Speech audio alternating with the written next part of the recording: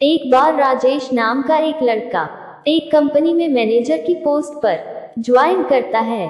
Company का director खुद राजेश को न्यू ज्वाइनिंग करने के उपलक्ष्य में बधाई देता है और राजेश को उसका केबिन दिखाता है।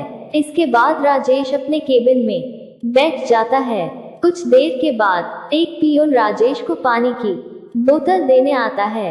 वह राजेश को पानी की बोतल देते समय कहता है कि लो बेटा, पानी की बोतल। इस पर राजेश गुस्सा हो जाता है और कहता है कि तुमको कंपनी के मैनेजर से बात करने की तमीज नहीं है। यह बेटा क्या होता है, तुम्हें मुझे सर कहकर बुलाना चाहिए। कुछ देर के बाद कंपनी का डायरेक्टर सभी को मीटिंग के लिए बुलाता है, जिसमें राजेश भी जाता है। मीटिंग रूम में डायरेक्टर सभी को कहता है कि आप सभी ने employee of the week, employee of the month या एम्प्लॉय ऑफ द ईयर तो सुना होगा, लेकिन आज मैं best employ of the ever का अवार्ड देने वाला हूँ। इसके बाद वह दादू जी को बुलाता है।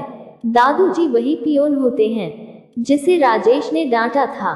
डायरेक्टर सबको बताते हैं कि दादू जी ही best employ of the ever है। वह सभी को यह भी बताते हैं कि दादू जी डायरेक्टर के पिता के समय से कंपनी में काम कर रहे हैं। उनको कंपनी में काम करते हुए 30 साल हो चुके हैं। इसके अलावा वह कहते हैं कि दादू जी राजेश जिन्होंने कंपनी को आज मैनेजर के रूप में ज्वाइन किया है, उनके पिता है।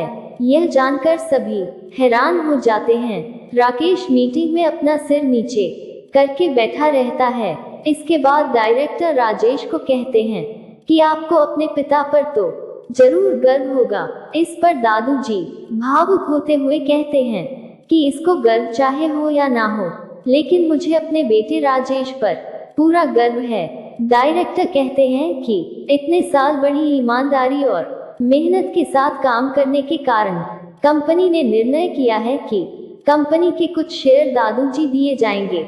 यह जानकर राजेश बहुत हैरान हो जाता है।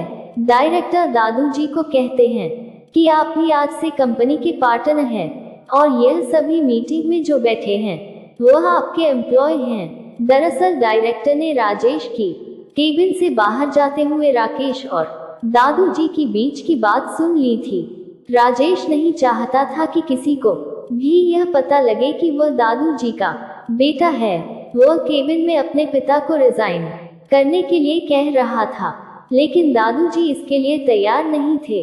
वह अपने पिता को यह भी कह रहा था कि यदि किसी को पता लगा कि मैं एक पियून का बेटा हूँ, मेरी कितनी बेइज्जती होगी।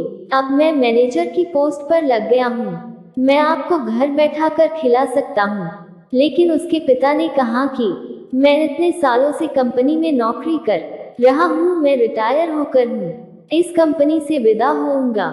इस तरह पिता पुत्र के रिश्तों की यह बहुत ही इमोशनल स्टोरी थी जो किसी को भी भावुक कर दे।